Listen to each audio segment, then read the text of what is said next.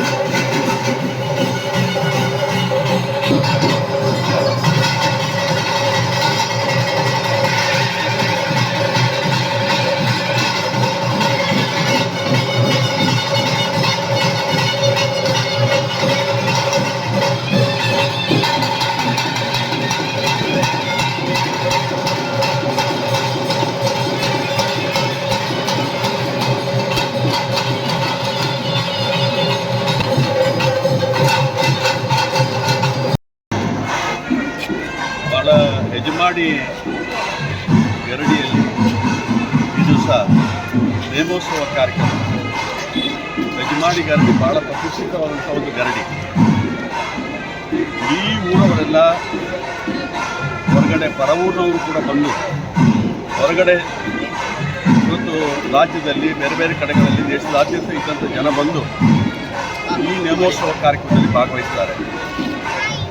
ಇಲ್ಲಿಯ ಆಡಳಿತ ಮಂಡಳಿಯವರು ಈ ನೇಮೋತ್ಸವ ಕಾರ್ಯಕ್ರಮವನ್ನು ಬಹಳಷ್ಟು ಪಾವಿತ್ರತೆಯಿಂದ ಆಚರಣೆ ಮಾಡುವಂಥ ಕಾರ್ಯಕ್ರಮ ಹಮ್ಮಿಕೊಳ್ತಾರೆ. ಇತ್ತೀಚಿನ ದಿವಸ ಅನ್ನ ಸಂತರ್ಪಣಾ ಕಾರ್ಯಕ್ರಮ ಕೂಡ ಪ್ರಾರಂಭ ಆಗಿದೆ.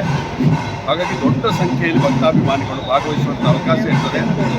ನಾನು ಈ ಸಮಯದಲ್ಲಿ ಗರಡಿಯ ಉತ್ಸವದ ಸಂದರ್ಭದಲ್ಲಿ ಸಮಸ್ತ ಬಾಂಧವರಿಗೆ ಶ್ರೀ ಕೋಟಿ ಚೆನ್ನಯ್ಯರ ಅನುಗ್ರಹ ಇರಲಿ ಅಂತೇಳಿ ಪ್ರಾರ್ಥಿಸಿಕೊಂಡು ಇವತ್ತು ಎಲ್ಲರಿಗೂ ಕೂಡ ನಾನು ಶುಭಾಶಯವನ್ನು ಸಲ್ಲಿಕೆ ಮಾಡ್ತೀನಿ. ಈ ಸಂದರ್ಭ ಅವರೊಂದಿಗೆ ಲೋಕೇಶ್ ಅಮೀನ್ ಹೆಜಮಾಡಿ, ಪ್ರಬೋಧ್ ಚಂದ್ರ ಹೆಜಮಾಡಿ, ಸುಭಾಷ್ ಸಾಲಿಯನ್ ಹೆಜಮಾಡಿ, ಸುಧೀರ್ ಹೆಜಮಾಡಿ ಮುಂತಾದವರಿದ್ದರು.